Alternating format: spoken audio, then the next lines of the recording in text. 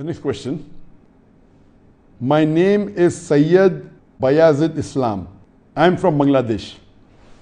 Is boxing or MMA, mixed martial arts fightings, income halal in Islam? A similar question is asked. My name is Amar Nazir Ahmed from India. I am a big fan of your work, sir. I want to ask you whether if MMA, mixed martial arts, is haram. As you know, our Muslim brother Khabib is famous in it. He is an inspirational fighter. Can you please guide all our Muslim brothers and me whether to join these sports or not? The basic question posed is that is boxing permitted? Is mixed martial arts MMA permitted?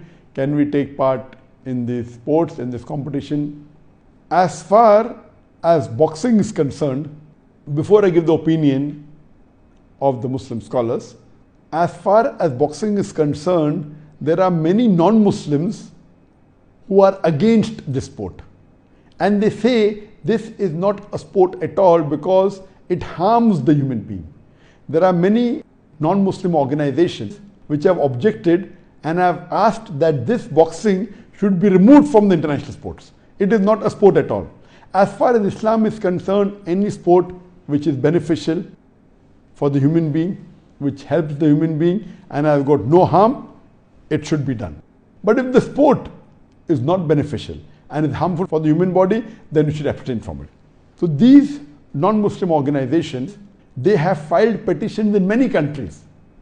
Unfortunately, most of the countries have disagreed except Sweden. Sweden is the only country which has agreed to ban boxing as a sport. If you read the Huna magazine which published from London, they say in the magazine that from 1945 to 1983, in a span of 38 years, 350 boxers have died because of injuries during the boxing match. And there are tens of thousands who have been injured.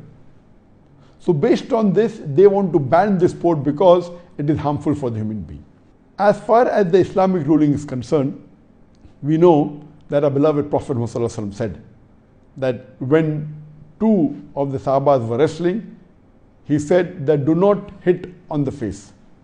The Prophet prohibited from hitting on the face. We also know that when the lady who was given the punishment of stoning to death because of adultery, the Prophet said, do not stone her face. Imagine when there is a had penalty given, when a person does adultery and this punishment given, even at that time the Prophet said that do not hit at the face. So in Islam, hitting at the face or injuring the face is not permitted. So based on this, if you compare and see in boxing you get points, especially when there's a boxing match. And you get more points if you hit at the face. The maximum point that you get is hitting at the face. And the best match you can win is with a knockout punch. That means the more you harm the opponent, the more points you get. This is again the concept of Islam. Based on this, according to Imam An-Nawawi, he says that this sport, it should not be permitted. It's not Islamic. Because you're harming the body, you're hitting on the face. Based on that, this sport is not permitted.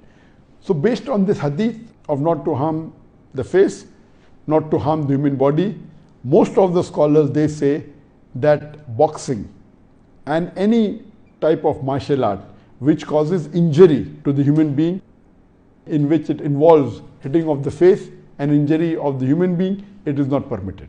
However, there are some scholars who say that if you are learning boxing or some martial arts for self-defense without involving in competition, because in competition you have to attack your opponent, you have to hit him, you have to beat him, otherwise you cannot win.